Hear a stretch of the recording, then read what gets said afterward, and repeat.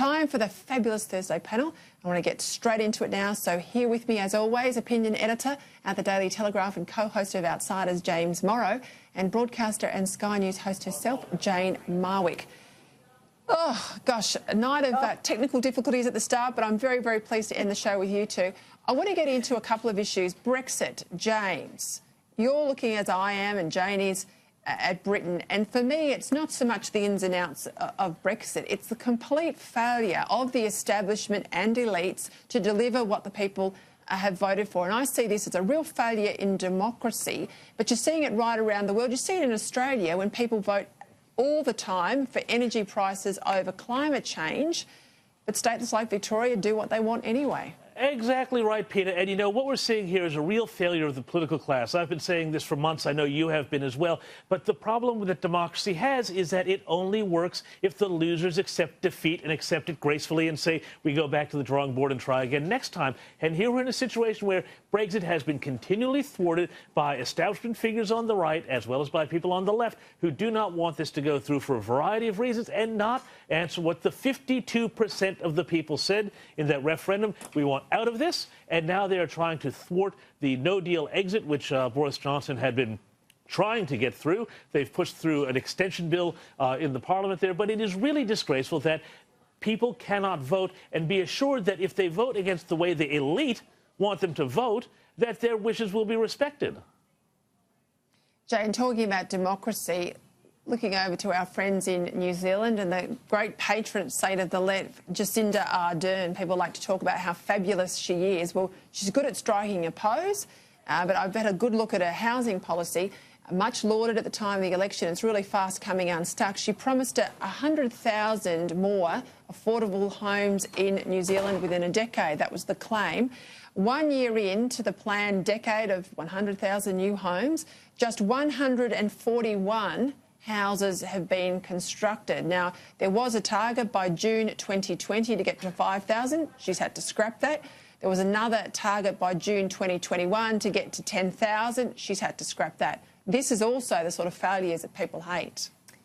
It really is, and I thought your editorial was terrific, Peter, off the top, and it goes to the heart of what James has just said and this issue with Jacinda Ardern. So we elect governments to do the basics for us in the States. Yes, it's schools and hospitals and the like, and then they sneak things through. And I think that the people of New Zealand will be looking at Jacinda Ardern and going, hang on a minute, this was one of the big promises, this affordable housing, and yet where are the government's priorities? These are exactly the questions that the people of New Zealand who voted for Jacinda Ardern would rightly be asking. I think there's a huge problem with democracy around the world. I agree with you about Donald Trump and why people vote for people like Donald Trump, because politicians like Jacinda Ardern make these promises. You think, yeah, that's great, that's a terrific policy. I want that affordable housing for my nation, for those people who can't afford to have a home, and they fail you. The simplest tests. Then we see something like Brexit,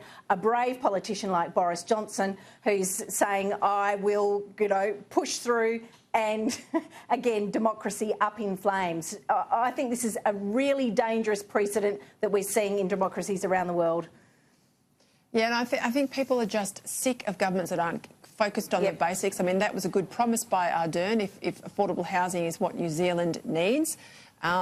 But to squib it so quickly, a couple of years in, not to get anywhere near a 100,000 home target, 141 is just appalling. I saw something here in Victoria, and it was perfect for this panel, perfect for you guys to have a look at.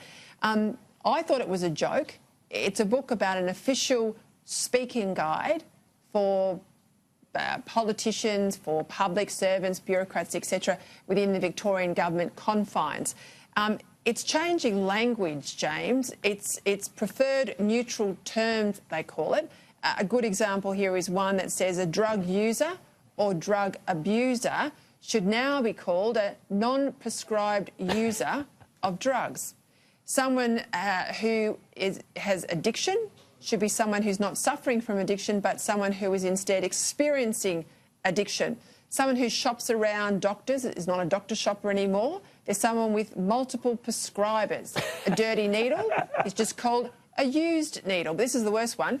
An alcoholic is no longer allowed in Victoria. You've got to be called a person with a dependence on alcohol.